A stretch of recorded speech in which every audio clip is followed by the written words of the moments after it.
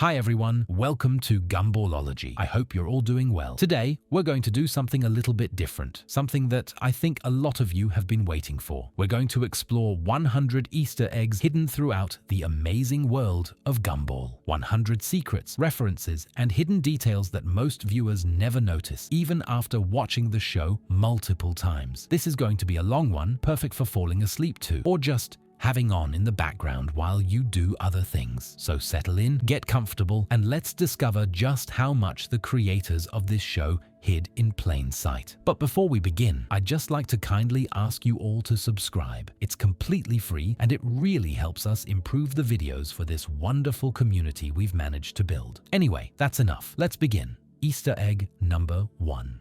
The Watterson family's name itself is a hidden reference, and it's one that tells us everything about what the creators of this show value. The name Watterson is a direct tribute to Bill Watterson, the legendary creator of Calvin and Hobbes. Ben Bocquelet, the creator of Gumball, has confirmed this was intentional in multiple interviews. The connection goes deeper than just the name. Both works feature a young protagonist with a vivid imagination. Both blur the line between fantasy and reality in ways that make you question what's actually happening. Both have a deep appreciation for the chaos of childhood and the way children see the world differently than adults. Bill Watterson is famous for refusing to merchandise Calvin and Hobbes. He believed that commercialization would cheapen the art. He turned down millions of dollars in licensing deals because he felt that Hobbes on a lunchbox would diminish Hobbes as a character. Bocquelet shares a similar artistic integrity. He fought constantly to keep Gumball weird and experimental, even when network executives wanted something more conventional and marketable. The name Watterson is a quiet acknowledgement of this shared philosophy. It's Bocquelet tipping his hat to an artist who proved that you could maintain creative integrity and still reach a massive audience. Every time someone says the Watterson name, they're participating in this tribute whether they know it or not. Easter egg number 2. The photorealistic backgrounds in Gumball aren't just an artistic choice made to stand out from other cartoons. They were directly inspired by the 1988 film Who Framed Roger Rabbit. Bocquelet has spoken about how much that film affected him as a child, how it made him believe that cartoon characters could exist in our world. Who Framed Roger Rabbit pioneered the combination of animated characters with live-action photography. Before that film, cartoons existed in cartoon worlds. Roger Rabbit broke that rule and created something new. Bocquelet wanted to capture that same jarring, magical quality of impossible beings existing within familiar spaces. The backgrounds in Gumball are actual photographs of real locations, digitally enhanced and manipulated to create Elmore's distinctive look. The production team went out with cameras and photographed streets, buildings, interiors. Then, they cleaned up the images, adjusted the colors, and inserted their animated characters. This technique creates an interesting visual tension that works on your brain even if you don't consciously notice it. The characters are clearly impossible, clearly animated, obviously not real. But they exist in spaces that feel tangible and authentic. Your brain knows something is off, but it can't quite articulate what. That uncanny quality is completely intentional. It makes Elmore feel like a place that exists just slightly to the left of our own reality. Easter egg number 3. In the first season of the show, Rocky Robinson wears a black t-shirt with the letters ABCD arranged in the style of the AC/DC logo. This is a clever parody that skirts around copyright issues while making the reference obvious to anyone who recognizes the famous rock band's branding. AC/DC is one of the most iconic rock bands in history. Their logo, with its distinctive lightning bolt between the letters, is recognized worldwide. By using ABCD instead, the show makes the reference clear without actually using the trademarked image. However, starting in Season 2, the logo on Rocky's shirt was changed. He now wears a shirt that says Bisou, styled after the Kiss logo. Kiss is another legendary rock band known for their face paint and theatrical performances. Their logo uses a distinctive font that's immediately recognizable. Here's where it gets clever. The word bisou means kiss in French, so the shirt says Kiss in French, styled like the Kiss logo. It's a multilingual pun on top of being a visual reference. This kind of layered joke is typical of Gumball's attention to detail. They're not content with one level of meaning when they can have two or three. Easter egg number 4. Whenever we see Richard Watterson in flashbacks to his younger days, he wears a yellow smiley-face t-shirt with a slightly modified Nirvana logo. This appears consistently across multiple episodes, including The Treasure, The Hero, The Man, and The Origins. Nirvana was the defining band of the early 90s grunge movement. Their smiley face logo, with its crossed-out eyes, became one of the most recognizable images in music history. By putting this logo on young Richard, the show is placing him squarely in that era. This makes perfect sense for his character. Richard is a slacker who never quite grew up. He's someone who peaked in high school and has been coasting ever since.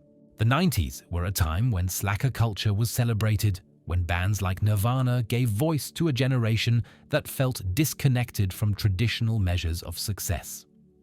Richard, wearing that shirt, suggests he was part of that movement. He internalized the message that traditional success wasn't important, that it was okay to reject the mainstream. The problem is that he took this philosophy to an extreme. He rejected not just corporate ambition, but any ambition at all. The Nirvana shirt is shorthand for his entire worldview. Easter egg number 5. Carrie's house has a dark secret hiding in its architecture, and it's one that horror fans will recognize immediately. When viewed from the outside, the house looks remarkably similar to the infamous Amityville Horror House. The Amityville Horror House is one of the most famous haunted houses in American culture. The real house in Amityville, New York, was the site of a mass murder in 1974, and the subsequent owners claimed it was haunted. The story spawned books, movies, and endless debate about whether the hauntings were real. The distinctive feature of the Amityville house is its gambrel roof with quarter-moon windows that look like eyes. This creates a face-like appearance, as if the house itself is watching you. Carrie's house in Gumball has this exact architectural feature, the same roof style, the same eye-like windows.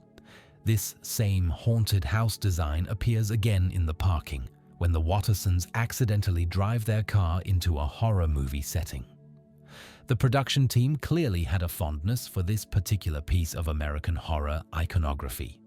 It's become visual shorthand for haunted, and they use it deliberately. Easter egg number 6. Several times throughout the series, Gumball transforms his eyes into tiny mouths in a way that's genuinely disturbing if you think about it. This isn't just random cartoon weirdness. It's actually a reference to the Corinthian, a nightmare character from Neil Gaiman's Sandman comic series. The Sandman is a landmark comic that ran from 1989 to 1996. It's about Dream, one of the endless, and his realm of the dreaming. The Corinthian is one of Dream's creations, a nightmare made to be the dark mirror of humanity. His defining feature is that he has mouths where his eyes should be. Tiny mouths with tiny teeth that he uses to consume the eyes of his victims. For a children's cartoon to reference such an obscure and genuinely disturbing character shows just how deep the creator's knowledge of pop culture runs. Most kids watching won't get the reference. They'll just see it as Weird Gumball being Weird Gumball. But adult fans of Sandman will do a double take every time they see it. Easter egg number 7. The episode called The Tape is built entirely around a reference to the Japanese horror film Ringu, known in the West as The Ring. This is one of those episodes where the title itself is the first clue. Ringu is about a cursed videotape. Anyone who watches the tape dies 7 days later. The tape contains disturbing, surreal imagery that doesn't make sense but feels deeply wrong. The American remake The Ring brought this story to Western audiences and spawned its own franchise. The tape episode plays with found footage conventions and creates an atmosphere of creeping dread through seemingly innocent home videos.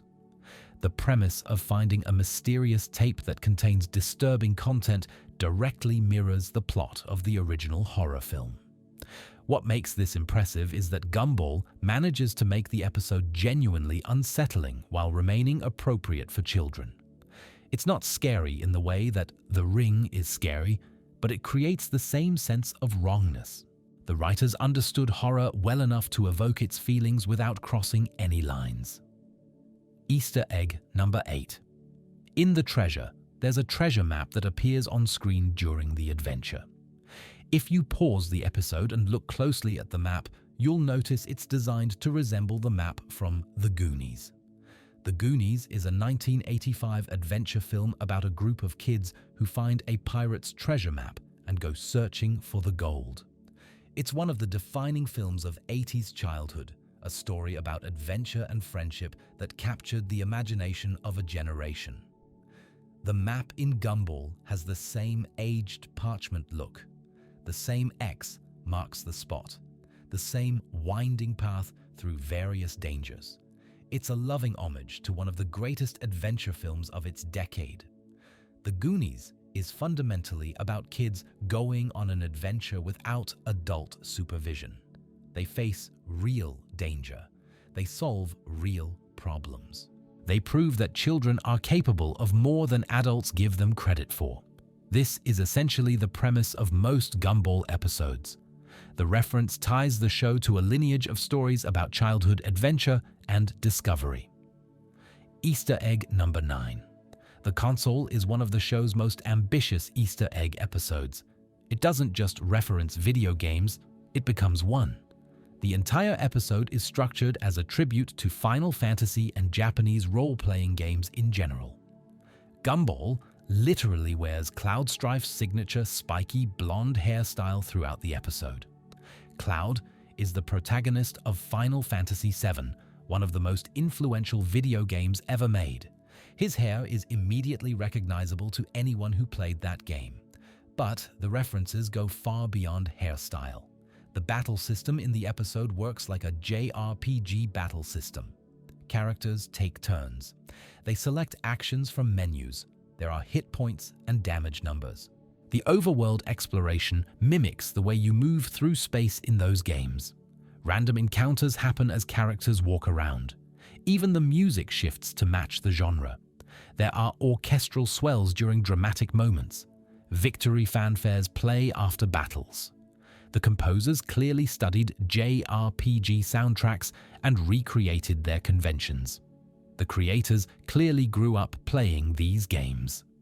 Final Fantasy was a formative experience for many people in the animation industry, and this episode is their love letter to it. Easter egg number 10. During the console episode, Banana Joe transforms into a giant ape. This is a direct reference to King Kong, one of cinema's most iconic monsters. The transformation sequence shows him growing to enormous size, climbing buildings while swatting at aircraft. But there's another layer to this reference. Donkey Kong, the Nintendo video game character, was himself inspired by King Kong. The name is a deliberate echo. So Banana Joe, transforming into a giant ape in a video game episode, is referencing King Kong through the lens of Donkey Kong. The layers of reference stack on top of each other, creating a joke that works on multiple levels depending on what the viewer recognizes. If you just know King Kong, you get the joke. If you know Donkey Kong, you get an additional layer.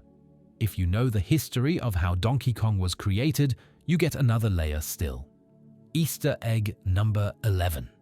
The Fury contains perhaps the show's most famous anime reference, and it's one that pushed the boundaries of what television animation could do. Nicole Watterson engages in an epic Dragon Ball Z-style fight with her former friend Yuki. This sequence was so ambitious that the show's creators actually brought in Studio 4 Degrees Celsius, a legitimate Japanese animation studio, to help animate it. Studio 4 Degrees Celsius has worked on films like Tekonkincrete and Mind Game. They're a real anime studio doing real anime work. The energy beams in the fight sequence look exactly like Kamehamehas.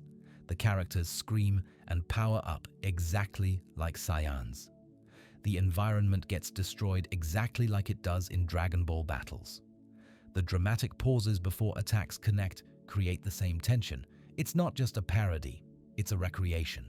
The sequence could be dropped into an actual Dragon Ball episode and it would fit perfectly. The production team wasn't making fun of anime, they were celebrating it. Easter egg number 12.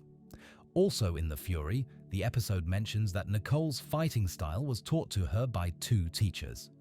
This detail goes by quickly, but the names are significant. Her teachers were named Hokuto and Konoha. For anime fans, these names are immediately recognizable references to 2 completely different franchises. Hokuto refers to Hokuto Shinken, the assassination martial art from Fist of the North Star. This is the fighting style where practitioners strike pressure points to make their opponents explode from the inside. Konoha is another name for the Hidden Leaf Village from Naruto. It's the village where Naruto grew up, where the Ninja Academy is located. Konoha-style fighting would involve ninjutsu and the techniques we see throughout that series. Both references establish Nicole as someone trained in the deadliest fictional martial arts traditions from 2 completely different anime universes. She's learned to make people explode, and she's learned ninja techniques. No wonder she's the most dangerous person in Elmore.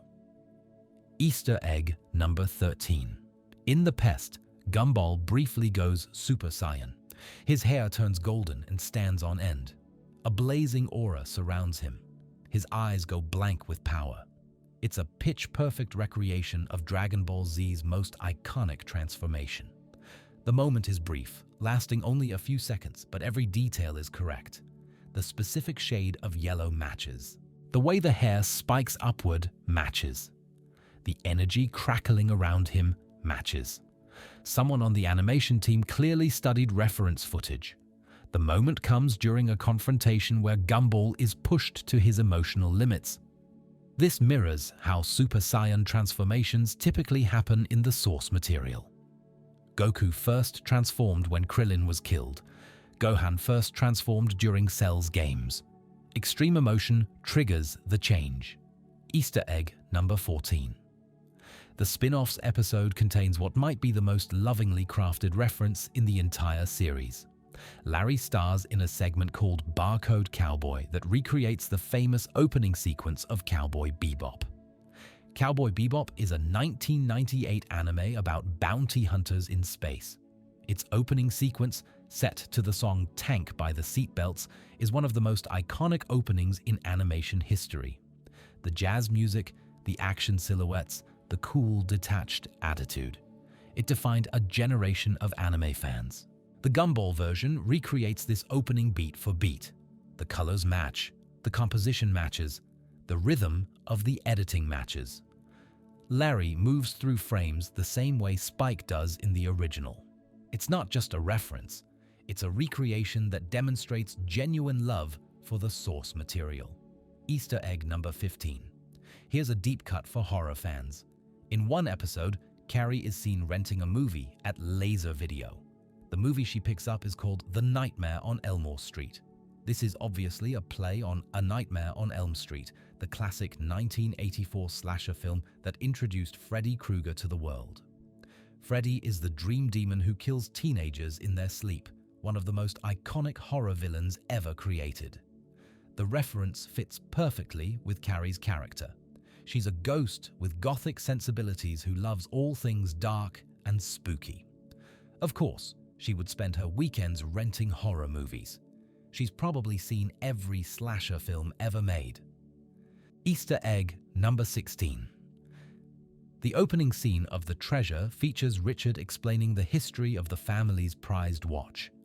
The way this scene is framed, the way Richard delivers the monologue, the way the camera lingers on the watch. It's all a parody of the famous watch scene from Pulp Fiction. In Pulp Fiction, Christopher Walken plays a soldier who visits young Butch to deliver his father's watch. He explains that the watch has been in the family for generations, passed down through various wars. He also explains, in uncomfortable detail, how the watch was hidden during his father's imprisonment. Richard's version can't go as explicit as the original, but it captures the same energy. The idea of a possession with an uncomfortable history being treated with inappropriate reverence. The comedy comes from the mismatch between the object and the weight given to it. Easter egg number 17. The binge features a montage of Gumball and Idaho that directly mirrors the end credit sequence from The Hangover. If you've seen that movie, you know exactly what I'm talking about. The Hangover ends with the characters finding a camera and looking through photos from the night they can't remember. Each photo reveals another piece of what happened. The comedy comes from the visual evidence of increasingly wild behavior. The Gumball version uses the same structure. Found photos. Evidence of events neither character can remember. The slow revelation of what happened the night before. It's structured exactly like the Todd Phillips film. This reference works because both stories are about piecing together events from a night that got out of control. The audience discovers what happened along with the characters, creating comedy through revelation. Easter egg number 18. In the fridge, during an intense moment of competition, Gumball briefly becomes the Terminator. He speaks in a robotic voice. His eye glows red. His movements become mechanical and unstoppable. The Terminator is one of the most iconic science fiction characters ever created. Arnold Schwarzenegger's performance as the T-800 defined a generation of action movies. The glowing red eye, the unstoppable pursuit, the complete lack of emotion. The reference only lasts a moment, but it's a perfect recreation of that imagery. The show captures the essence of what makes the Terminator scary in just a few seconds. In context, the reference suggests that Gumball has been pushed so hard by Nicole's competitive parenting that he's become a machine. He's lost his humanity in pursuit of winning. It's commentary disguised as parody. Easter egg number 19. The Oracle has a scene where characters walk through a hallway lined with countless doors stretching into infinity. This is a direct homage to The Matrix and its famous architect scene. In The Matrix Reloaded, Neo meets the architect in a room surrounded by screens. Later, in various Matrix media, there are scenes with infinite doors representing infinite choices. The visual of endless possibilities branching out in all directions became iconic. The Gumball version captures this same visual language. Doors upon doors, each one representing a different possible future. The scene carries philosophical weight about choice and destiny, compressed into animation. Easter egg number 20. In one episode, Gumball wears a winter outfit that bears an unmistakable resemblance to Eric Cartman from South Park. The red jacket, the yellow and blue hat, the overall silhouette. It's clearly intentional. South Park is another animated series known for its irreverent humor and willingness to tackle controversial topics. It approaches things very differently than Gumball, but both shows share a willingness to push boundaries. The costume reference is a nod of respect between shows that, in their own ways, have expanded what animation can do. They're very different, but they're both revolutionary. Easter egg number 21. The Shell is one of the most emotionally significant episodes of the series, where Penny finally breaks free of the shell she's been wearing her whole life. But the transformation sequence itself is packed with visual references. Penny's emergence from her shell and her subsequent shifts between forms echo the body horror of David Cronenberg's The Fly. In that 1986 film, Jeff Goldblum slowly transforms into a fly-human hybrid. The transformation is both tragic and horrifying. Penny's transformation is less horrifying but captures some of that same energy. She becomes something new, something unstable, something that changes based on emotion. The uncertainty of what she'll become next creates tension. Easter egg number 22. In the photo, Gumball becomes jealous of Alan the balloon for having what appears to be a perfect face. During a confrontation, Gumball attempts to attack Alan by shouting, "Hadouken!" Hadouken is the fireball move from Street Fighter, famously used by Ryu and Ken. You press down, down forward, forward, and punch to execute it. Every kid who played Street Fighter knows this motion. But here's the thing. The attack motion Gumball actually performs looks more like a shoryuken, the uppercut move.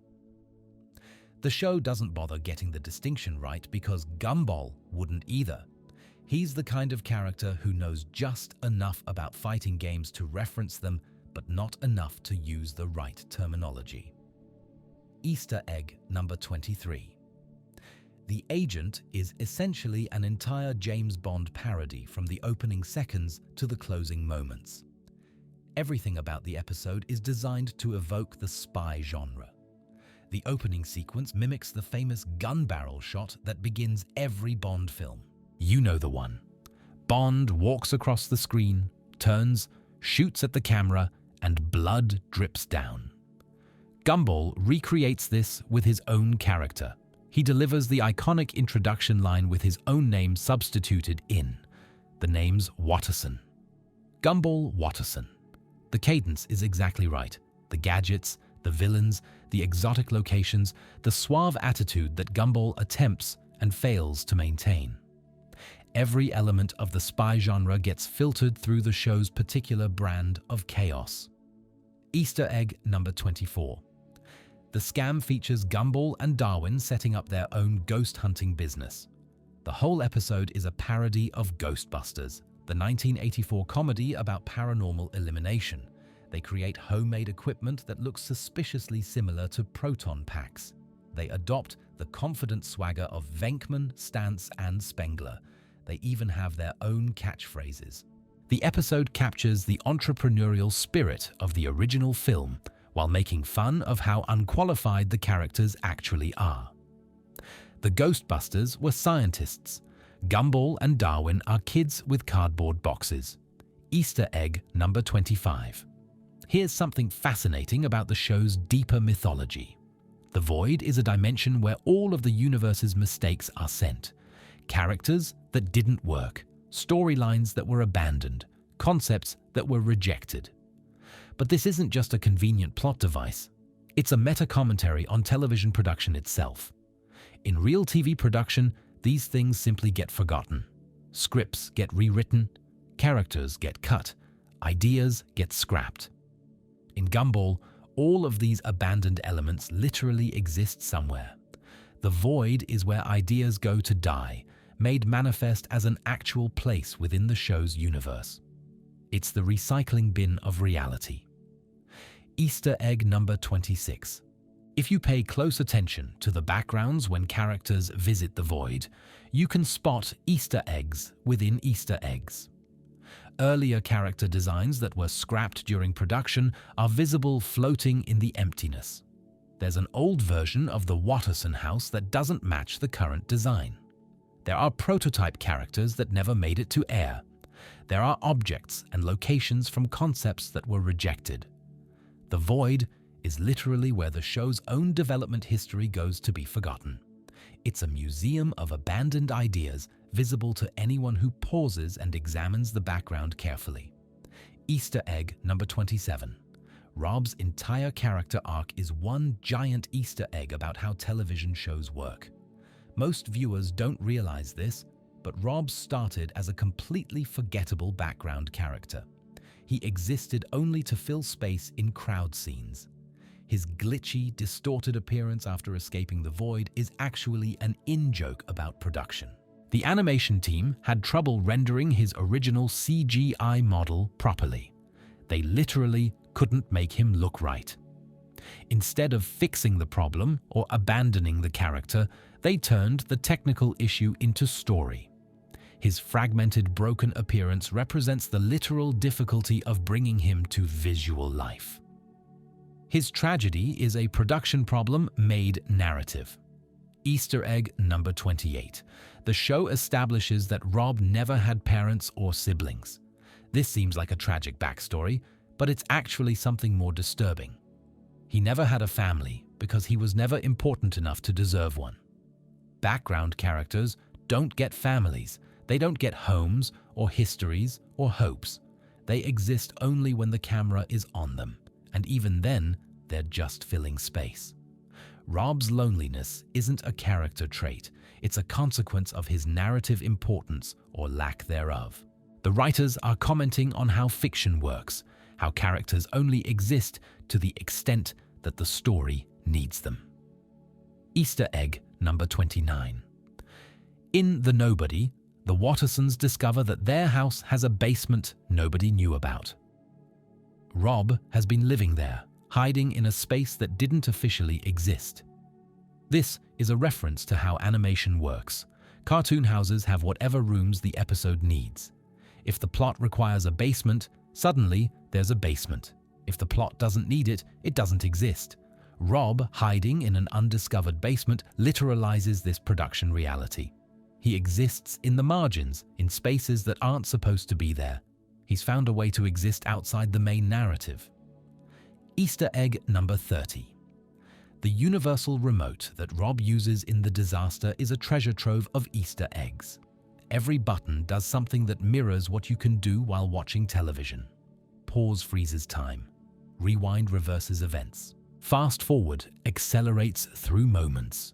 The AV button opens portals to the void, switching to a channel that shows nothing.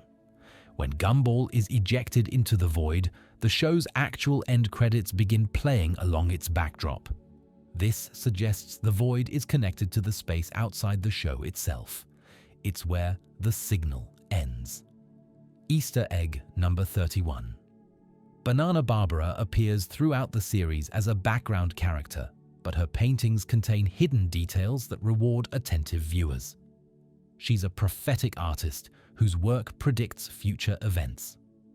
If you go back and watch earlier episodes, you can spot her paintings showing things that happen later in the series. The clues were planted seasons in advance. The show rewards rewatching with these details. What seemed like random background decoration turns out to be prophecy. Barbara knew what was coming all along. Easter egg number 32. The Inquisition, the original series finale before the show was revived, ends with one of the most disturbing images in children's animation. Rob falls into the void as reality collapses around him. The normal end credits music plays, but it's wrong. It's distorted and incomplete, like a record skipping or a transmission failing. The show itself seems to be breaking down. This wasn't a random stylistic choice. It was designed to unsettle viewers, to make them feel that something was fundamentally wrong. The show ended not with resolution, but with collapse. Easter egg number 33. Many of the supporting characters in Gumball were originally rejected designs from Ben Bockley's commercial work. Before creating the show, he worked in advertising, creating character concepts for various campaigns. Most of these concepts were never used. Clients rejected them for being too weird, too unmarketable, too strange. They sat in folders, forgotten. Rather than let them disappear, Bockley gave them a home in Elmore. Characters that no client wanted found purpose in his show. It's the void concept made real, but with a happy ending.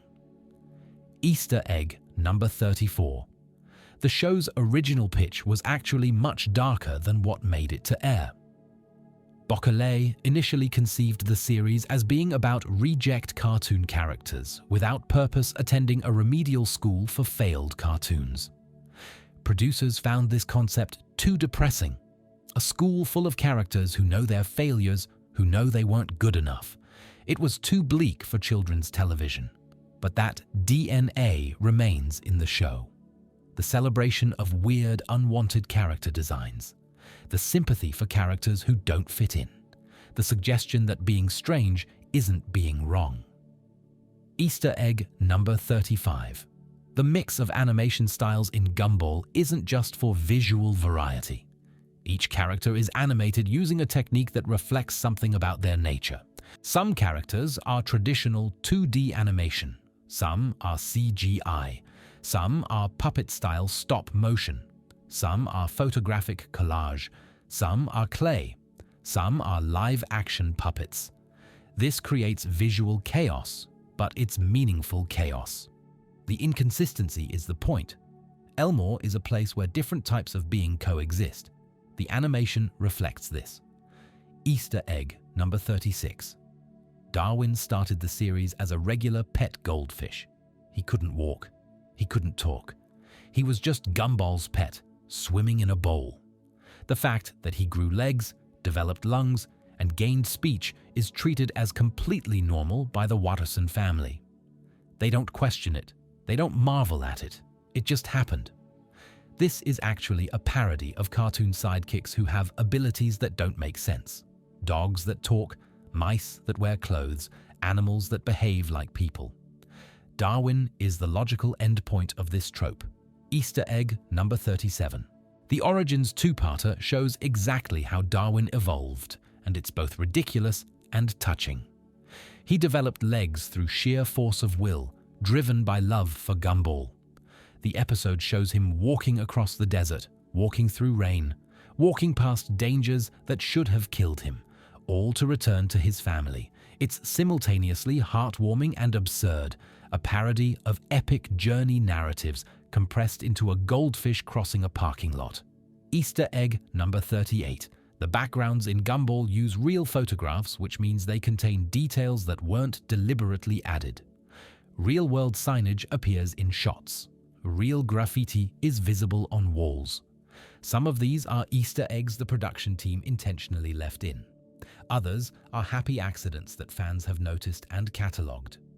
There's a whole community of people who've identified real locations in Vallejo and matched them to scenes in the show. Easter egg number 39. Elmore is based on Vallejo, California, a city in the San Francisco Bay Area. The production team actually went there and photographed locations to use as backgrounds. If you visit Vallejo, you can recognize settings from the show. The mall, the residential streets, the industrial areas, they're all real places. Fans have made pilgrimages to see the real Elmore. They take photos standing where the Wattersons would stand if they existed in our dimension. Easter egg number 40. Larry Needlemeyer works at almost every business in Elmore. He's the cashier at the grocery store. He pumps gas at the gas station. He takes orders at the pizza place. He's everywhere. This is partly a joke about small towns where you see the same faces everywhere. But it's also a production joke about reusing character models. Why design a new character for every location when Larry can just work there? The joke acknowledges the show's own economic shortcuts.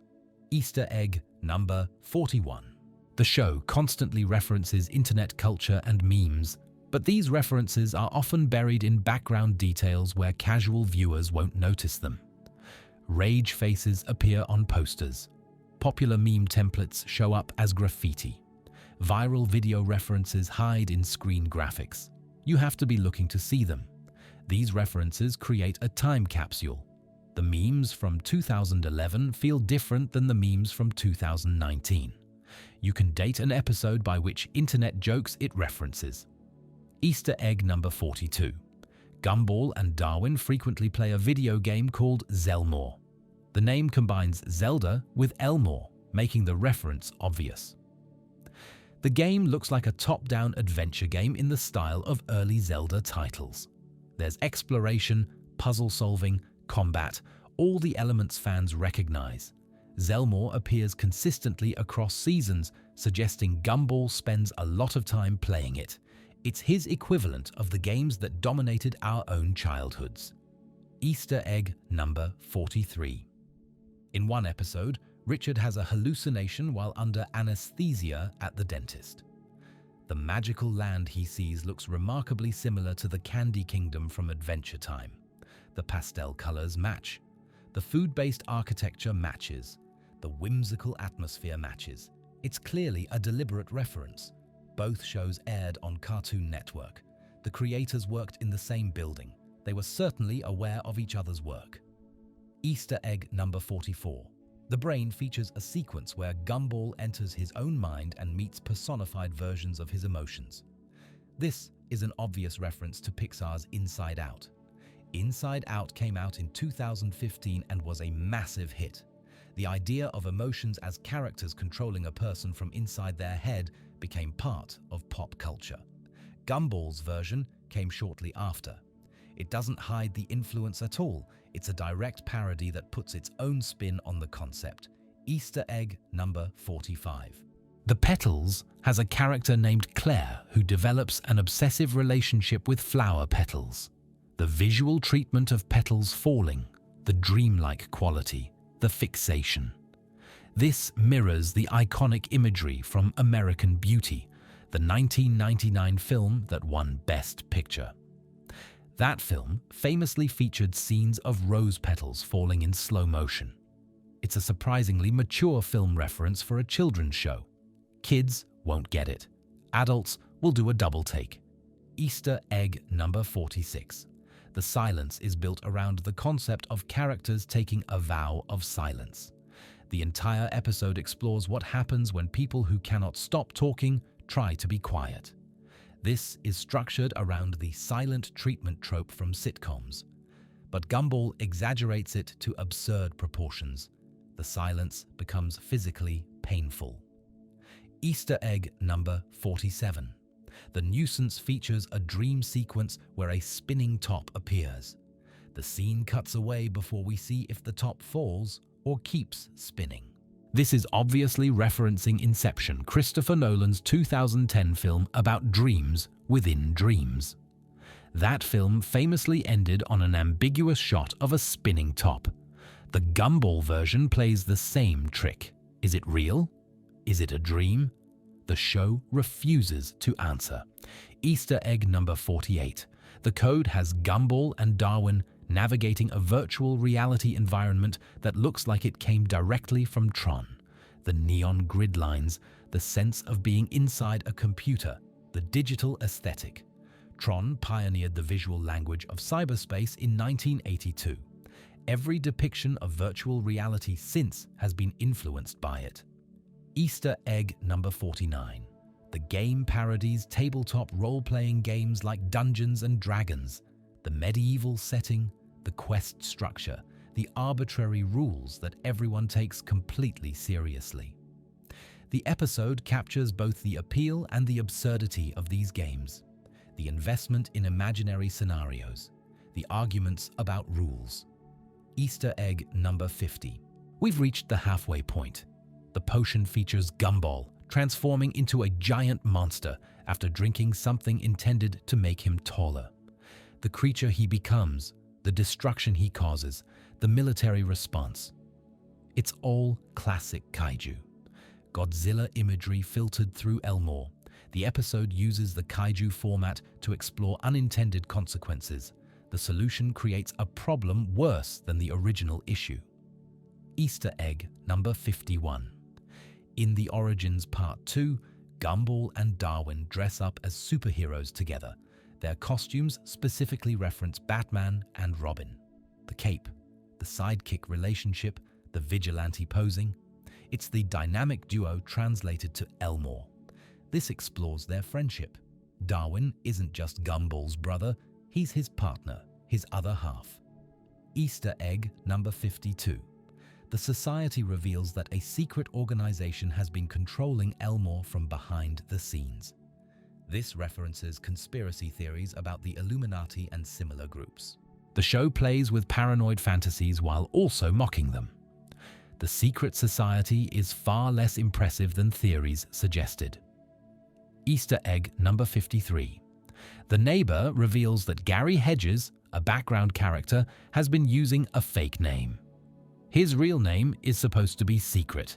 This is a joke about production continuity. Minor characters often have inconsistent names because nobody remembers what they were called. Easter egg number 54. Alan the Balloon seems like the nicest character in Elmore. He's positive, helpful, kind to everyone. But the vision reveals he secretly plans to take over the world. His plan involves brainwashing everyone to eliminate sadness. Gumball and Darwin actually try to assassinate him. Easter egg number 55. The faith establishes that Elmore literally falls apart if Alan stops being kind. His positivity is load-bearing. This is commentary on people who maintain optimism even when the world gives them no reason to. Remove them, and everything collapses. Easter egg number 56. Rachel Wilson, Tobias's older sister, appeared in early episodes and then completely vanished. Fans noticed and theorized. The show eventually addressed this by having characters forget she existed. It's what happened in production made into story. Easter egg number 57. Video game references appear throughout the show beyond the obvious ones. Fighting games, platformers, RPGs. The creators clearly grew up gaming. Watch crowd scenes carefully. You'll spot characters designed like game icons. Arcade cabinets with parody names. Easter egg number 58. The Ghouls contains a found footage horror sequence. Shaky camera, night vision, building dread. It parodies Paranormal Activity and Blair Witch Project. It's actually scary before the comedy undercuts it. Easter egg number 59. The Misunderstandings has a sequence rendered entirely in black and white noir style. Hard shadows, rain, cynical narration. It's a tribute to film noir and detective movies. The writers know their classic cinema. Easter egg number 60. The show frequently plays with aspect ratios. Some episodes use letterboxing for cinematic feel. Others manipulate the frame as part of jokes. The boundaries of the screen aren't sacred in Elmore. Easter egg number 61. Darwin and classmates sing a high school musical-style number, the spontaneous choreography, the emotional swelling, the perfect synchronization. The joke is how musicals transition from speech to song without explanation. Easter egg number 62. Gumball and Darwin's fight in one episode uses Street Fighter II formatting. Health bars, special moves, round announcements. It's frame accurate. Someone studied those games carefully. Easter egg number 63. The Curse structures an escape sequence like Final Destination. Random events create chain reactions of near death.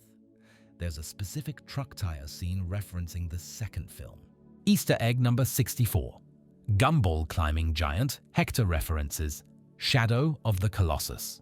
The fur climbing, the sense of scale. That game made players feel conflicted about defeating bosses. The episode captures some of that. Easter egg number 65. A character makes the exact prolonged hissing noise from Family Guy's knee injury gag. The show is referencing another show's signature bit, layers of parody. Easter egg number 66. Richard, asking Gumball to remove his paintball mask, parodies Vader's death scene in Return of the Jedi. The dying father asking to see his son's face, about paintball.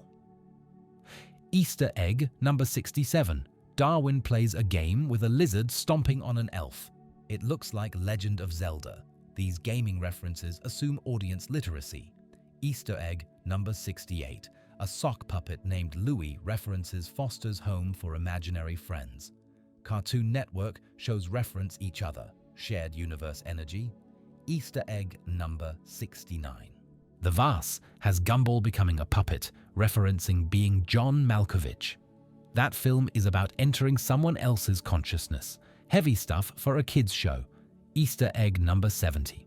The spin-offs, parodies, franchise extensions, Transformers, Star Wars, Breaking Bad. It critiques the entertainment industry's IP obsession. Easter egg number 71. Elmore Junior High is filled with background students who never get developed. This becomes a plot point. What happens to unimportant characters? Easter egg number 72. Molly Collins was sent to the void for being forgettable. She's a dinosaur who stopped being used. The show acknowledged writing her out by writing about writing her out. Easter egg number 73. Mr. Small's van is named Janice. Personifying vehicles is a hippie thing. This small detail tells us everything about Mr. Small.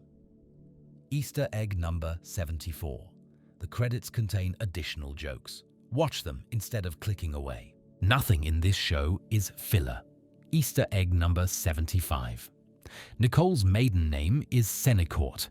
It appears on documents but is never spoken. Reward for people who pause and read. Easter egg number 76. Nicole and Richard's love story is genuinely sweet. It's full of romantic comedy references. The meet cute, the obstacles, the grand gesture. Easter egg number 77. Gumball's full name is Gumball Christopher Watterson. Christopher isn't a real name. Triste means sad. Christopher gets added to it. Strange. Easter egg number 78. Anais is 4 but in middle school because she's a genius. The show sometimes addresses how weird this would actually be. Easter egg number 79. Richard is so lazy that Larry became a workaholic to differentiate himself. Larry was Lazy Larry before Richard took the title. Easter egg number 80. The Wattersons are watched at every business because of past incidents. Actions have consequences, even in cartoons. Easter egg number 81. Kenneth, the creature from the microwave, returns in later episodes. The show remembers its created threats. Easter egg number 82. Carlton and Troy look like 80s cartoon teens. Their design parodies a specific era of animation. Easter egg number 83. Penny's shell transformation is remarkable for kids' TV. She breaks free and becomes something new. Real emotion. Easter egg number 84. After transforming, Penny shifts forms based on emotions. Fear becomes monsters. Joy becomes beauty. Easter egg number 85. Fake brands parody real products. Joyful Burger is McDonald's. Each fake brand contains visual jokes. Easter egg number 86. Fictional social media parodies. Real platforms. Elmore Plus is Facebook.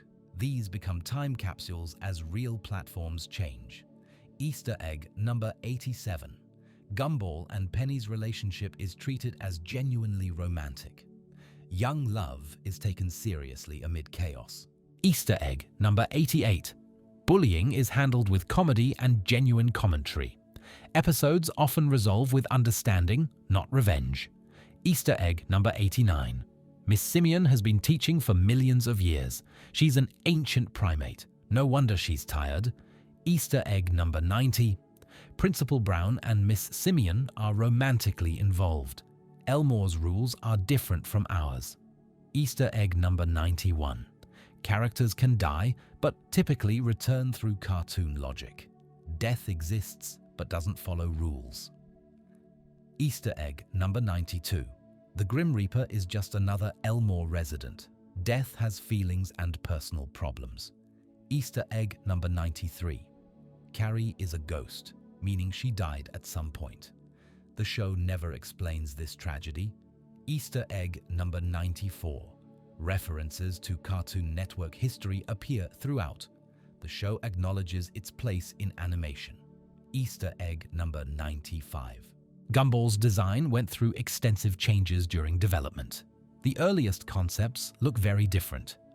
Easter egg number 96.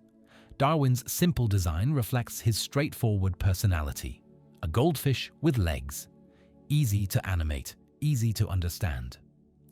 Easter egg number 97. The music shifts genres to match parodies. Composers studied each genre they reference. Easter egg number 98. Background music contains subliminal jokes. Musical references complement visual ones. Easter egg number 99. Some episodes commit fully to genre parodies from start to finish. They prove understanding of what they're mocking. And finally, Easter egg number 100. The Inquisition ends with Rob trying to save everyone by turning them human. He wants them to escape to the other place before the void destroys their world. The other place is implied to be our reality. The characters want to become real. They want to escape animation and exist in our world. This meta-commentary suggests something profound. The characters of Gumball are aware they're fictional. Their only hope of survival is to transcend their medium. When the show was cancelled, when the void began to consume Elmore, that hope seemed lost. But then, the show came back.